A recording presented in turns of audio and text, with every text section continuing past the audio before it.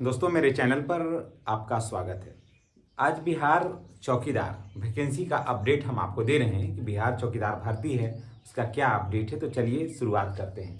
इससे पहले अगर आप चैनल पर नए हैं तो चैनल को सब्सक्राइब करके बेल आइकन को दबाइए ताकि वीडियो का जो नोटिफिकेशन है वो आपको मिलता रहे। बिहार चौकीदार नई भर्ती 2025, जी हाँ, टोटल पोस्ट है 10,800। थोड़ा और भी आगे ही बढ़ सकता है, इसलिए मैंने प्लस लगा दिया है। 10,800 पद अभी है, लेकिन इसको पद को बढ़ने की संभावना है पूरी, कभी बढ़ जाएगा। ये योग्यता है 10वीं पास। जी हाँ, अगर आपने 10वीं पास कर लिया है तो आप चौकीदार के लिए आवेदन कर सकते हैं।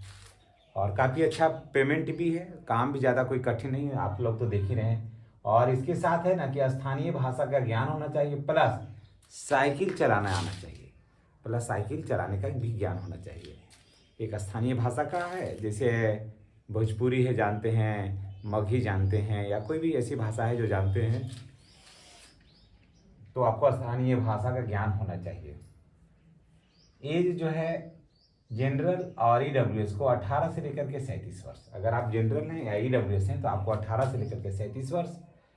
ओबीसी, ईबीसी, महिला हो या पुरुष हो, मेल हो या फीमेल हो, तो 18 से लेकर के 40 वर्ष।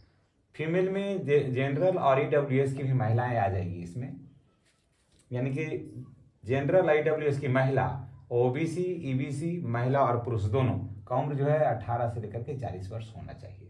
आप देख लीजिए कि आपका एज क्या है, उस हिसाब से आप निर्णय दीजिएगा। एसी एसटी को जो है, एसी एसटी में चाहे पुरुष हो या महिला हो, उनका उम्र जो है 18 से लेकर के 42 वर्ष होना चाहिए। ये आप समझ गए होंगे कि कुल पदों की संख्या 10,800, इतना ही हम जानिए, प्लस है, लेकिन योग्यता है 10वीं पास। किसी भी मान्यता प्राप्त बोर्ड से, किसी भी मान्यता प्राप्त संस्थान से आपको 10th जो है आपको पास होना चाहिए। और स्थानीय भाषा का ज्ञान होना चाहिए, वो तो सबके पास रहता है। साइकिल चलाने के लिए आना चाहिए, वो भी लगभग आज के समय में सबको आता है। आप चौकीदार साइकिल से कहाँ चलते हैं? आप तो जो भी चौकीदार है, आप तो सब मोटरसाइकिल रखे हुए हैं। एज जो है जनरल ईडब्ल्यूएस को 18 से लेकर के 37 वर्ष। OBC, EBC, female, general female, और ये भी 18 से लेकर के 40 वर्ष। एसी एसटी, महिला हो या पुरुष, 18 से लेकर के 42 वर्ष। ठीक है। सिलेक्शन प्रोसेस क्या है कि अभी एग्जाम होगा या एग्जाम नहीं होगा, इस पर अभी संशय बना हुआ है, लेकिन ज़्यादा है कि एग्जाम नहीं ही होगा। अगर एग्जाम नहीं होगा तो सिलेक्शन का प्रोसेस जो है ना वो और ज़्यादा पेचीदा हो जाता है। फिर अंक के आधार पर होगा कि जिसका मैट्रिक में सबसे ज़्यादा अंक रहेगा फिर उसी का सिलेक्शन होगा। फिर उसके बाद है कि अगर अंक है तो उस कोटि में जिसका उम्र सबसे ज़्यादा रहेगा वो होगा।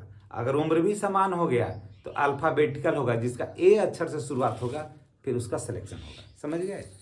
तो कितना है लफड़ा इसमें कि जैसे अगर एग्ज़ाम नहीं होगा तो जिसका अंक सबसे बढ़िया रहेगा उसका सिलेक्शन होगा कोटि के हिसाब से। समान अंक हो गया, समान अंक भी हो गया, ठीक है, दोनों का, और दोनों पुरुष हैं, समान अंक हो गया, तो वहाँ जिनका उम्र अधिक होगा वो होगा। और अगर उम्र भी एक हो गया, मानते हैं बाय द वे उम्र एक हो गया, तो अल्फ़ाबेटिकल में जिसका नाम ए से शुरू होगा फिर उसका होगा। तो ये सब चीज़ आप जान लीजिए। लेकिन अभी ये क्लियर नहीं है कि एग्ज़ाम होगा या नहीं होगा। एग्ज़ाम होने पर आसान हो जाता है प्रक्रिया, और एग्ज़ाम नहीं होने पर ये सब प्रक्रिया अपनाया जाता है। वेतन जो है वो लगभग 28,000 रुपये के आसपास मिलेगा इसमें। समझ गए? अब देखिए, आवेदन शुल्क जो है वो है ही नहीं इसमें, एग्ज़ाम में आवेदन शुल्क नहीं लगेगा। अगर बाय द वे एग्ज़ाम हुआ लगेगा तो मात्र लगेगा 100 रुपया। ज़्यादा अगर मानते हैं कि लगा तो लगेगा, तो कितना लगेगा? 100 रुपया, अधिक से अधिक 100 रुपया लगेगा, इससे ज़्यादा तो लगने का है नहीं। आवेदक कौन होंगे? तो वो बिहार राज्य के ही निवासी होंगे। बिहार के बाहर के जो हैं वो आवेदन नहीं कर सकते हैं। और बिहार के महिला या पुरुष या दिव्यांग हैं वो इसमें आवेदन कर सकते हैं। महिलाओं को भाई जान लीजिए कि 35% जो है महिलाओं को इसमें छूट है, और 5% छूट जो है दिव्यांग का है। इस चीज़ को भी आप जान लीजिएगा। देखिए, आवेदन के लिए प्रमाण पत्र क्या चाहिए? मैट्रिक का मार्कशीट चाहिए, ठीक है, मैट्रिक का मार्कशीट चाहिए, जाति चाहिए, आय चाहिए, आवासीय चाहिए, EWS चाहिए, NCL चाहिए। आप जिस जाति के हैं वो जाति बनाइए, आई बनाइए। उसके बाद आवासीय एकदम अनिवार्य में से है। अगर आप जनरल हैं, अगर आप जनरल कैंडिडेट हैं तो आपको EWS बनाना होगा। अगर आप OBC या BC में हैं तो आपको NCL नॉन क्रिमिनल सर्टिफिकेट आपको बनाना अनिवार्य है, ठीक है। अब इसके बाद एक आचरण प्रमाण पत्र बनाना होगा आपको अपना अनुमंडल में जा करके, तो वहाँ से आचरण प्रमाण पत्र बना लीजिएगा। वो उसके बाद दिव्यांगता प्रमाण पत्र होगा। जो दिव्यांग हैं अगर वो आवेदन करेंगे तो उनको दिव्यांगता प्रमाण पत्र लगाना होगा। उसके बाद फोटो चाहिए और मोबाइल नंबर चाहिए।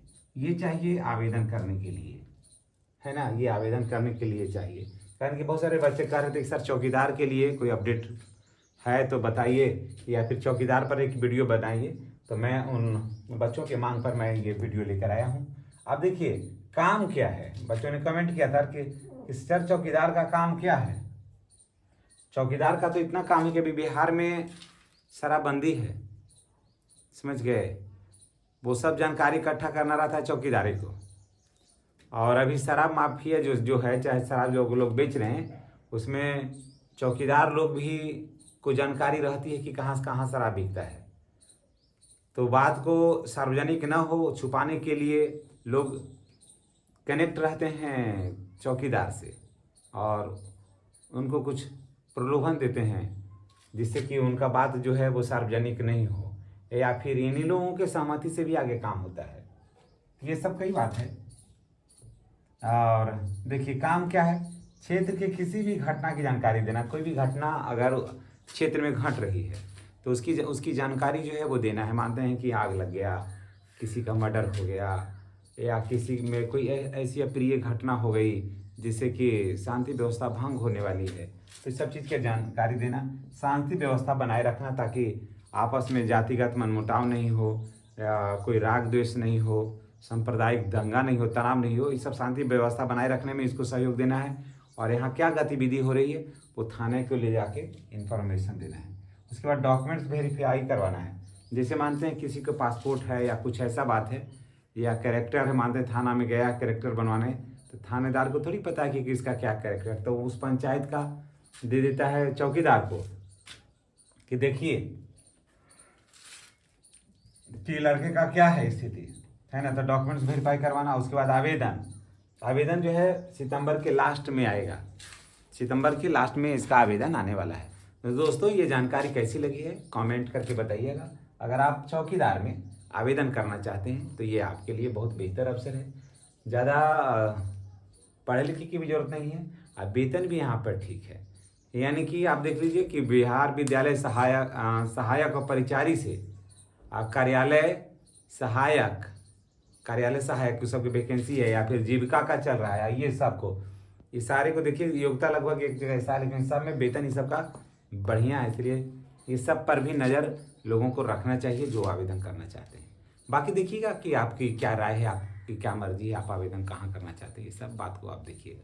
इन्हीं बातों के साथ हम आपसे विदा लेते हैं और नेक्स्ट वीडियो में हमारी और आपकी पुनः मुलाकात होगी। चैनल पर नहीं तो चैनल को सब्सक्राइब कर लीजिएगा और बेल आइकन को दबाइएगा ताकि वीडियो का नोटिफिकेशन जो है वो मिलता रहे। धन्यवाद।